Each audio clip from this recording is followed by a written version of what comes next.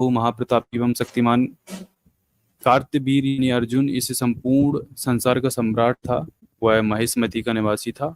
अपार शक्ति का यह है राजा महासागरों महाद्वीपों को संपूर्ण विश्व पर राज्य करता था। यह युद्ध भूमि पर लड़ने और संपूर्ण पृथ्वी पर विजय प्राप्त करने के लिए उसने 1000 हाथों से लड़ने का वरदान दत्तात्रेय मुनि से प्राप्त किया था तथा पथभ्रष्ट होने की संभावना से सदाचारी लोगों के उपदेश वचनों से आशीर्वाद उसे प्राप्त था।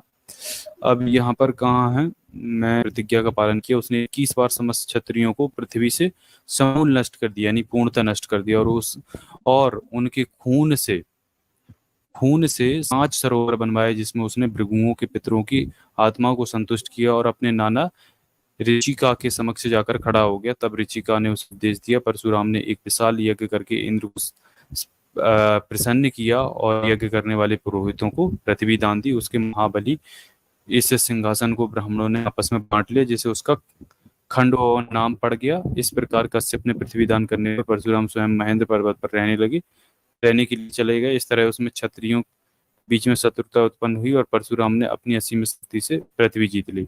जिन क्षत्रियों की परशुराम द्वारा हत्या की गई उनका वर्णन महाभारत के द्रोण पर्व में है।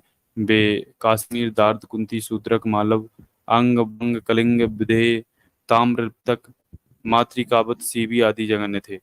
अब देखिए क्षत्रिय वंश का पुनर्निर्माण किस प्रकार किया गया, यह बात भी ब्राह्मणों द्वारा क्षत्रियों के नरसंहार की कहानी में बताई गई है। पृथ्वी पर रहने वाले सभी क्षत्रियों को 21 बार नष्ट करने के बाद जमदग्नि का यह पुत्र परशुराम सभी पर्वतों में सर्वोत्तम महेंद्र पर्वत पर तपस्या करने में व्यस्त हो गया। क्षत्रियों की विधवाएं संतति की से ब्राह्मणों के पास गईं। तब ब्राह्मणों ने काम वासना की किसी भी लालसा से मुक्त होकर उचित ऋतु में इन स्त्रियों के साथ संभोग किया। बाद में वे गर्भवती हो गई। उनसे वंश चलने के लिए सूरवान क्षत्रिय लड़के लड़कियां उत्पन्न हुई। तो देखो भाई, आप ऐसे पैदा हुए हो, क्षत्रियों की उस उत्पत्ति कैसे हुई अब आपको पता चल गया होगा। ठीक है, ये सब घर का मैटर है, मेरा अपने कास्ट का है।